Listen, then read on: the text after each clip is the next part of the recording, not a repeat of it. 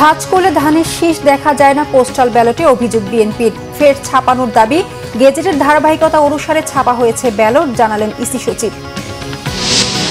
BCB পরিচালক নাজমুলের বিরূপ মন্তব্যে ক্রিকেটারদের তীব্র প্রতিক্রিয়া। আজকের মধ্যে পদত্যাগ না করলে বিপিএল সহ সব খেলা বর্জনের হুঁশিয়ারি কোয়াবের। দেখছিলেন ক্রাউন সিমেন্ট সংবাদ শিরোনাম, এবার বিস্তারিত। প্রবাসীদের জন্য পোস্টাল ব্যালট আবারও ছাপানোর দাবি জানিয়েছেন বিএনপি।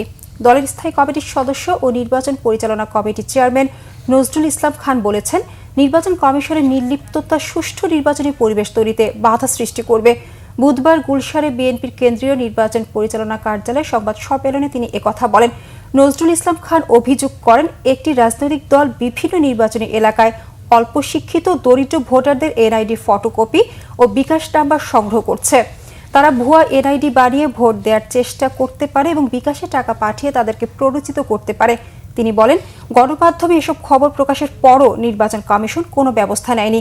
প্রবাসীদের কাছে যে পোস্টাল ব্যালট পাঠানো হয়েছে সেখানে প্রথম লাইনে দাঁড়িপাল্লা, হাত পাখা ও শাপলাকলি থাকলেও ধানের শীষ শেষ লাইনের মাঝামাঝি জায়গায় জানিয়ে তিনি বলেন, ব্যালট ভাঁজ করলে ধানের শীষ প্রতীক অস্পষ্ট হয়ে যাবে। এমন হলে পোস্টাল ব্যালটে ভোটের বিষয়টি প্রশ্নবিদ্ধ হবে বলে শঙ্কা তার। একজন জামায়াত নেতার বাসায় 200-রও বেশি ব্যালট পেপার নিয়ে কাজ করার ভিডিও, প্রায় 7 মিনিটের ভিডিও ভাইরাল হয়েছে। এমনভাবে এই ব্যালট পেপারটা ছাপিয়েছেন, বিএনপির যে প্রতীক সেটা শেষ লাইনে মাঝামাঝি জায়গায়, যাতে করে এই পেপারটা ভাঁজ করলে এটা পড়ে যাবে ঠিক মাঝখানে, আর ভাঁজ পড়ে গেলে একটু অস্পষ্ট হয়। এবং কেউ যদি ভাঁজ পড়া অবস্থায় দেখে তাহলে প্রতীকটা পুরো দেখাই যাবে না। ধানের শীষের উপরের অংশ দেখা যাবে এক পাশে, নিচের অংশ দেখা যাবে আরেক পাশে। গেজেটের ধারাবাহিকতা হিসেব করে পোস্টাল ব্যালটের প্রতীক ছাপানো হয়েছে বলে জানিয়েছেন নির্বাচন কমিশনের সিনিয়র সচিব আক্তার আহমেদ। তিনি বলেছেন, বাহরাইনের একটি ডেলিভারি পয়েন্ট থেকে অন্যের পোস্টাল ব্যালটের খাম সরবরাহের বিষয়টি দেশটির পোস্ট অফিস তদন্ত করবে।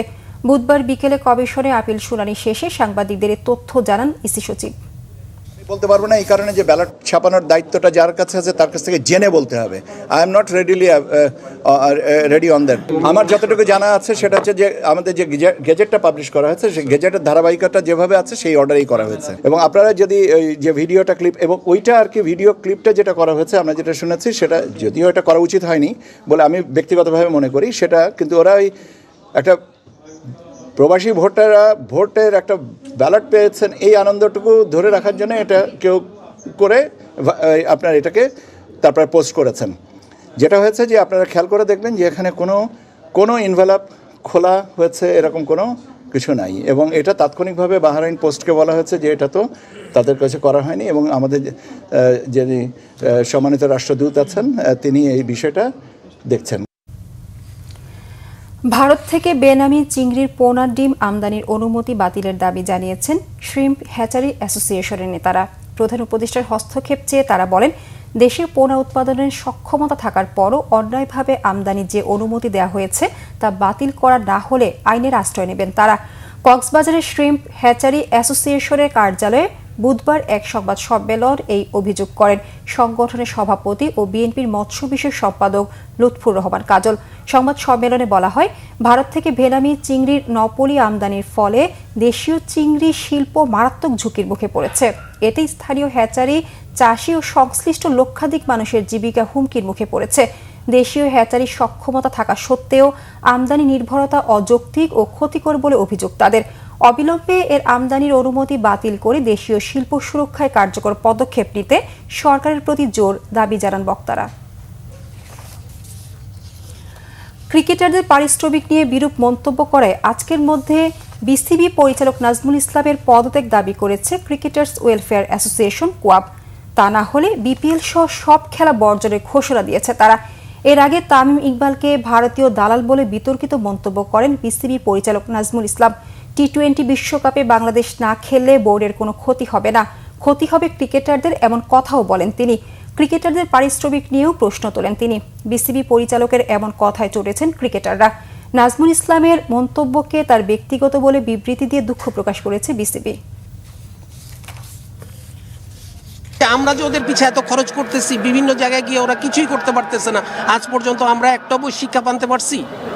কোনো একটা জায়গায় আমরা কতটুকু কি করতে পারছি? আমরা তাহলে তো প্রত্যেকবারই আমরা বলতে পারি যে তোমরা খেলতে পারো না, তোমাদের পিছে যা খরচ করছি এটার এবার তোমরা এবার তোমাদের কাছ থেকে আমরা নিতে থাকি, ফেরত দাও। একজন বোর্ড ডিরেক্টর উনি যেভাবে প্লেয়ারদেরকে নিয়ে মন্তব্য করছেন, একজন দায়িত্বরত বোর্ড ডিরেক্টর কখনোই এইভাবে প্লেয়ারদের নিয়ে কথা বলতে পারেন না। আমরা ইমিডিয়েট ওনার রিজাইন চাচ্ছি। উনি যদি কালকে বিপিএলের ফার্স্ট ম্যাচের আগে যদি রিজাইন না করেন, তাহলে আমরা সব ধরনের ক্রিকেট বন্ধ ঘোষণা করি। আওয়ামী লীগ সরকারের ১.৫ দশকের শাসনামলে গুমের পর ১০৪ জনকে হত্যার ঘটনায় মানবতা বিরোধী অপরাধের মামলায় অবসরপ্রাপ্ত মেজর জেনারেল জিয়াউল আহসানের বিরুদ্ধে অভিযোগ গঠনের আদেশ দিয়েছে আন্তর্জাতিক অপরাধ ট্রাইব্যুনাল ১।